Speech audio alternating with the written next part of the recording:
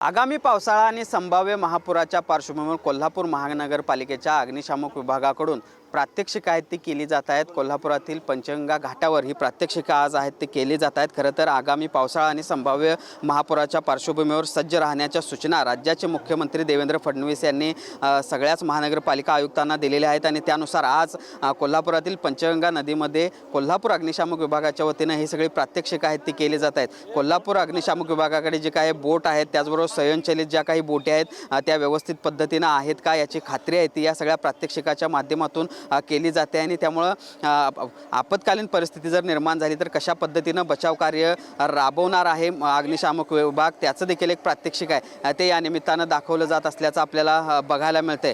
खरं तर 2019 असेल 2021 असेल अशा महापुरांचा अनुभव कोल्हापूर महानगरपालिकेच्या या अग्निशामक विभागांना आहे। बचाव कार्याचा अनुभव या महानगरपालिकेच्या कर्मचाऱ्यांना आहे आणि त्याचमुळं आता जून महिना येतोय, संभाव्य पूर परिस्थिती जर निर्माण झाली तर कशा पद्धतीनं महानगरपालिका सज्ज आहे या सगळ्या परिस्थितीचा सामना करण्यासाठी याची प्रात्यक्षिक आहे ते आज कोल्हापूर महानगरपालिकेकडून या कोल्हापुरातील पंचगंगा नदी घाटावर केली जात आहेत।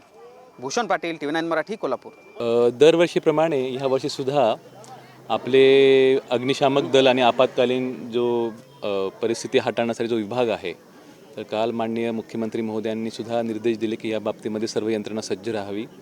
जसं आपल्याकडे नाला खोलीकरण चालू आहे, जयंती नाला असेल, गोमती नाला असेल, तसंच रेस्क्यूचं एक प्रात्यक्षिक आज झालं।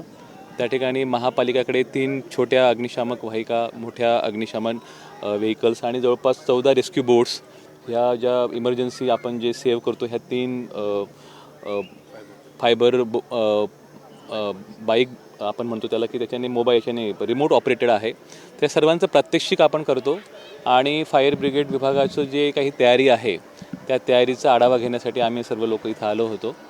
मला असं वाटतं की कोल्हापुरामध्ये 2019 आणि 2021ला जी परिस्थिती झाली होती त्याचा एक अनुभव सर्वच कोल्हापूरवासियांना आहे, पण त्याच्यापासून कशा पद्धतीने आपण प्रिव्हेंटिव्ह मेजर्स घेऊ शकतो, सेफ्टी मेजर्स घेऊ शकतो त्याचं ओव्हरऑल डेमॉन्स्ट्रेशन आज ह्या पंचगंगा घाटावरती झालं आहे।